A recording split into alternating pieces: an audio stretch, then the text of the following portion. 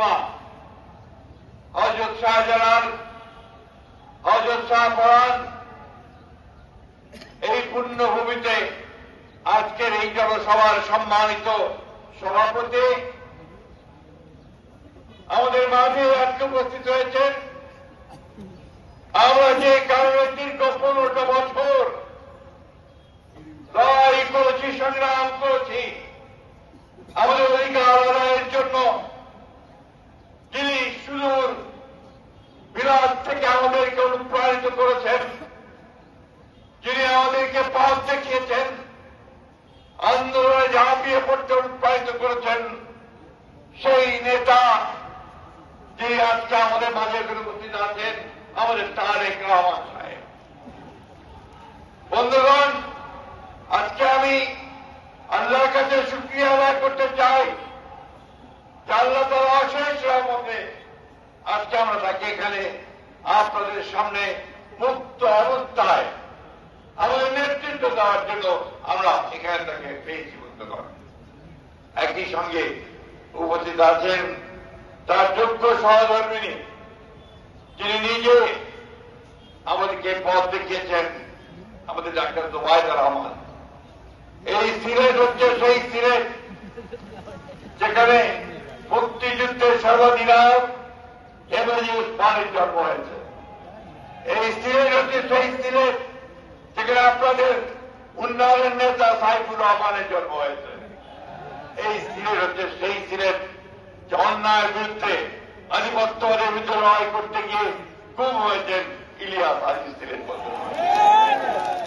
দীর্ঘ 15 বছর এই দেশের মানুষ গণতন্ত্রের জন্য প্রাণ দিয়েছে, মিথ্যা মামলা খেয়েছে, গুম হয়েছে, কিন্তু কখনো মাথা নত করেনি। বন্ধুগণ, আপনাদের এই মাঠে অনেকবার আমাদের গণতন্ত্রের মাতা, আমাদের সকলের মা, যে তার সারাটা জীবন লড়াই করেছেন গণতন্ত্রের জন্য, সেই মহেশী নেত্রী দেশের বেগম খালেদা জিয়া অনেকবার বারবার সেই কথা মনে করছে।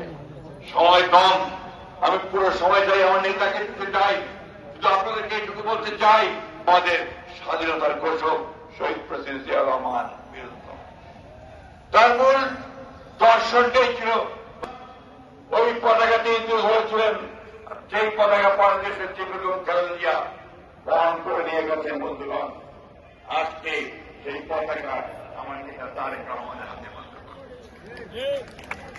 আজকে এই পতাকা নিয়ে তারেক রহমান শুরু করেছেন আপনার এই সিলেট থেকে তার যাত্রা, বাংলাদেশকে নতুন করে সাজানোর যাত্রা।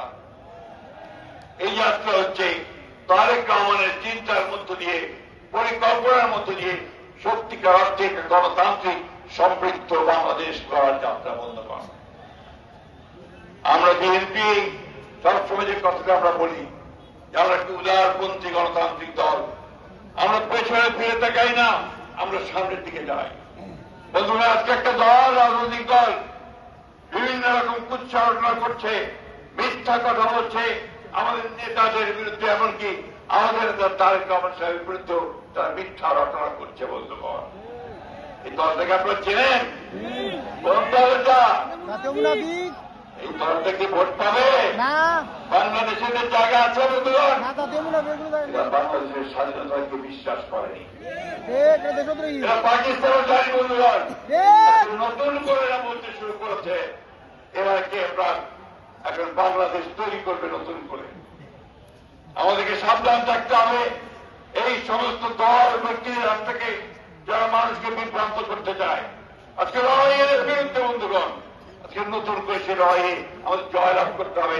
আমাদের তারেক রহমান সাহেব আমাদের যে নেতৃত্ব হচ্ছেন, সেই নেতৃত্বের অগ্রযাত্রায় সামনে এগিয়ে গিয়ে তারেক রহমান সাহেবকে প্রধানমন্ত্রী করে বাংলাদেশকে আমরা সত্যিকার অর্থেই একটা গণতান্ত্রিক সুখী সমৃদ্ধ বাংলাদেশ গড়ে তুলব ইনশাআল্লাহ।